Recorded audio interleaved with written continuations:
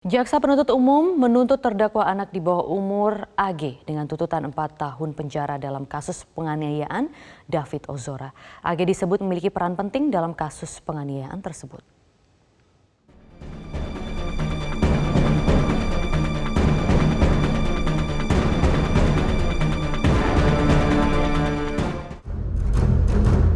Persidangan maraton dijalani terdakwa anak di bawah umur AG dalam kasus penganiayaan terhadap David Ozora di Pengadilan Negeri Jakarta Selatan.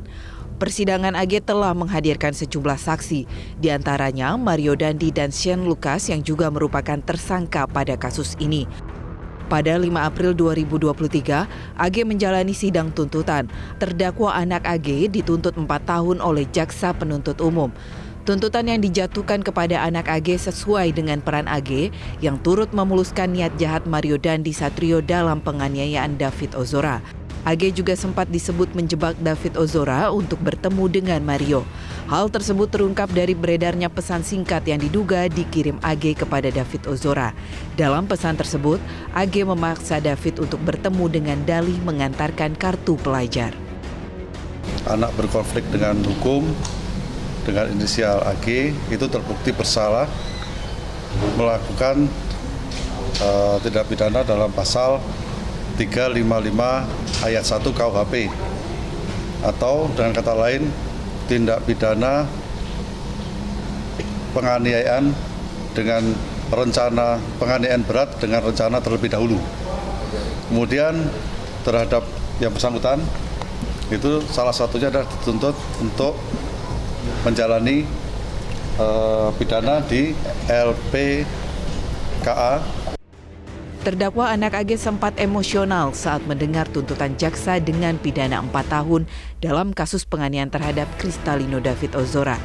Hal ini diungkapkan Birawa Arifi, kuasa hukum anak AG.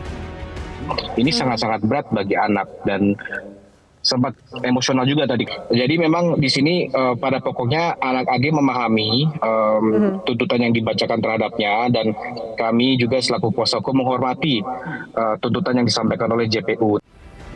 Namun penasihat David Ozora, Melissa Anggraini mengapresiasi tuntutan jaksa penuntut umum yang sudah maksimal untuk AG yang berstatus anak di bawah umur. Ya, kami mengapresiasi dari pihak keluarga David Ozora terkait dengan tuntutan jaksa penuntut umum yang menyampaikan tuntutannya maksimal ya dari pasal 355 penganiayaan berat terencana junto 55 KUHP. Tadi jaksa sampaikan bahwa unsur-unsur dari penganiayaan berat terencana turut serta itu sudah terpenuhi. Sidang anak AG digelar dengan tempo cepat. Pada 6 April 2023, anak AG membacakan nota pembelaan atau pledoinya. Usai menyampaikan nota pembelaan, AG pun kembali menjalani sidang replik dan duplik sekaligus. Senin 10 April 2023, terdakwa anak AG dijadwalkan mendengarkan vonis atau putusan Majelis Hakim atas kasus penganiayaan Kristalino David Ozora. Tim Liputan, MGN. Pemirsa, usai dituntut 4 tahun, anak berhadapan hukum AG akan menghadapi putusan Senin depan. Dan sambil menanti putusan hakim, kembali akan kami ulas dinamika sidang AG terdakwa penganiayaan terhadap David Ozora. Kalau kita lihat ini adalah poin-poin di mana vonis ataupun tuntutan sebelum vonis itu yang sudah pekan lalu sama-sama kita saksikan bersama. Kita lihat ada poin pemberat dari tuntutan pidana AG ini, pemirsa. Karena memang kita tahu bahwa secara faktual AG ini terbukti terlibat dalam penganiayaan.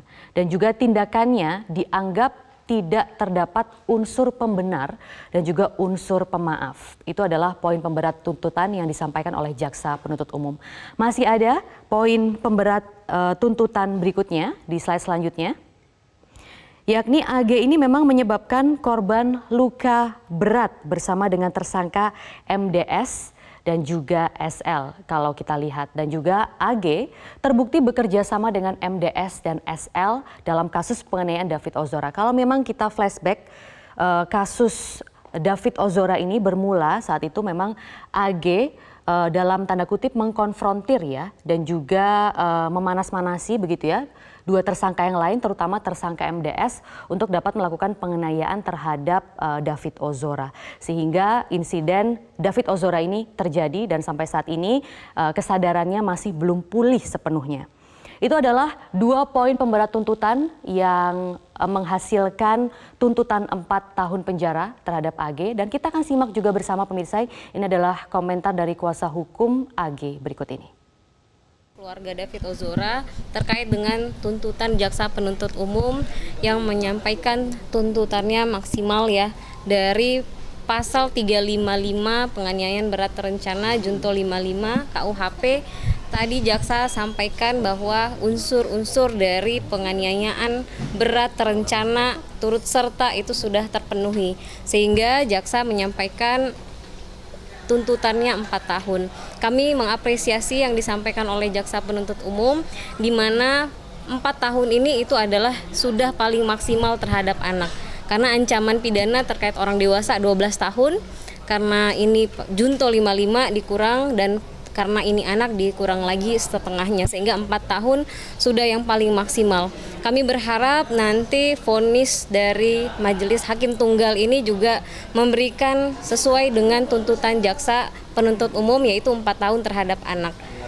Tadi jaksa penuntut umum juga sampaikan ada 10 unsur di mana secara faktual sudah terbukti keterlibatan anak dan dia dianggap tidak ada unsur pemaaf dan pembenar sehingga dapat dimintakan pertanggungjawaban seperti itu. Pemirsa, yang tadi kita saksikan bersama adalah komentar dan juga apresiasi dari kuasa hukum David Ozora. Dan itu adalah tadi poin-poin yang sebelumnya kita sudah ulas, merupakan poin yang memberatkan terdakwa AG ini. Dan juga jaksa mengutarakan ada sejumlah poin yang meringankan hukuman AG. Di antaranya kita akan tampilkan juga di sini pemirsa, yakni AG merupakan anak usia muda dan diharapkan dapat memperbaiki perbuatannya. Memang AG ini merupakan anak di bawah umur yang memang juga harus menghadapi pidana akibat perbuatannya. Dan juga satu lagi mengenai tuntutan dari jaksa penuntut umum, AG juga menuliskan langsung pembelaan dalam pledoi hari Kamis kemarin. Nah, dalam pledoinya AG menyebut sejumlah poin yang akan kita tampilkan juga dalam slide berikut ini pemirsa, yaitu AG memohon maaf dan mendoakan kesehatan David Ozora.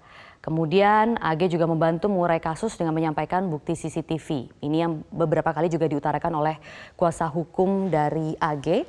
Dan AG juga membantah analisa yuridis maupun analisa fakta atas tuntutan jaksa.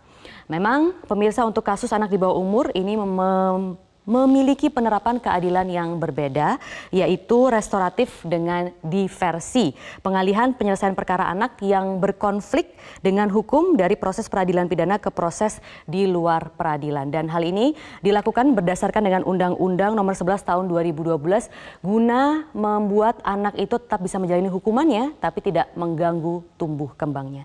Itulah tadi ulasan yang kami hadirkan mengenai kasus penganiayaan David Ozora dengan terdakwa anak di bawah umur AG. Namun selamat pagi Indonesia masih akan kembali pemirsa dengan informasi-informasi lain untuk Anda. Jangan kemana-mana, tetaplah bersama kami.